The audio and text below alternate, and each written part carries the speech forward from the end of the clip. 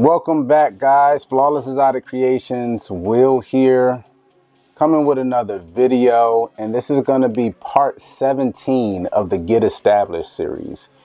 In this series, we drop some gems as far as getting on how you can get into the ball python hobby, whether you just want to dabble in it and enjoy the different beautiful snakes, or you want to go from hobbyist to breeder.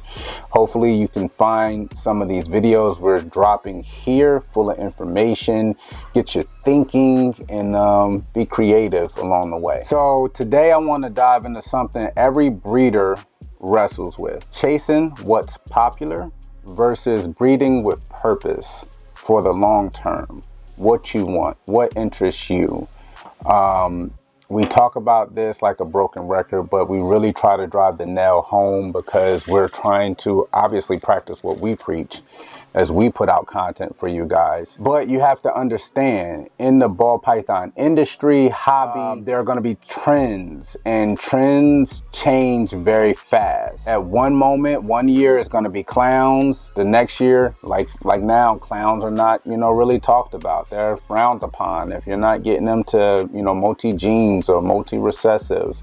So really want you guys to understand that things can kind of switch up at the drop of a dime, and that you really can't project what's next. It could be DG the next year, the year after that, it may be on to something else. There's always going to be a new trend is what we basically are trying to say. And you kind of it's kind of luck of the draw if that trend ends up kind of landing on what fascinates you and what your passion is. Then it's your turn, it's your time up at that point. But one of the biggest things that you guys need to understand is chasing trends, chasing the hype does not always build a strong collection.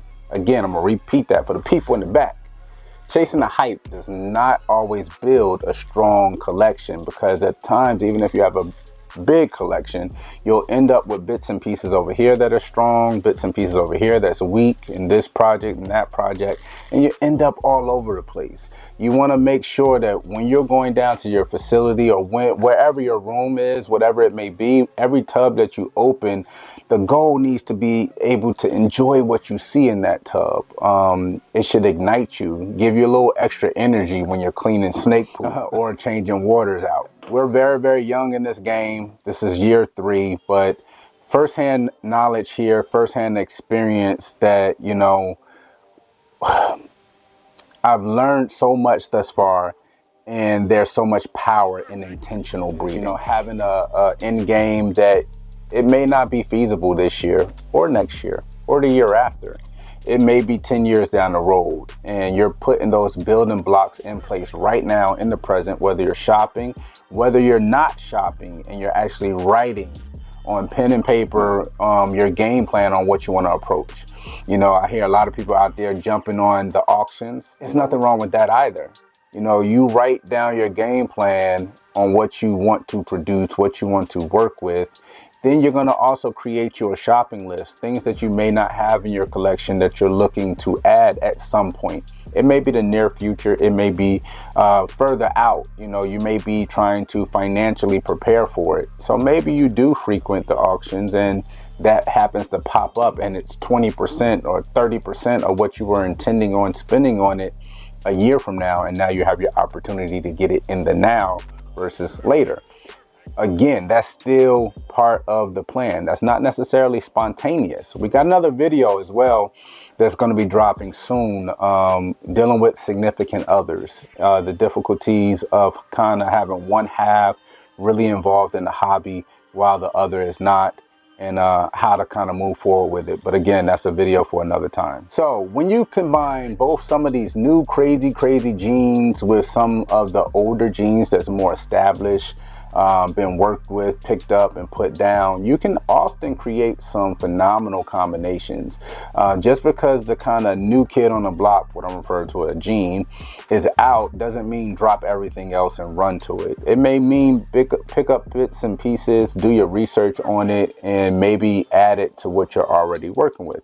You may find that you don't like that gene, and kind of now you can steer clear of it, or you may find that you love it and you want to kind of dive a little deeper, maybe hold back a few more than you would normally do just to kind of work the gene down the line. But never think that one particular gene is going to be a kind of one size fits all when it comes to upgrading your collection, going to the next level. It's kind of the totality of circumstances when you're a breeder. Name the game, or pretty much the game plan, when you do this and you're very strategic and intentional with your purchases, with your holdbacks, with your selection, and with your planning, you'll find that you can create animals that hold value as well as elevate your collection long term.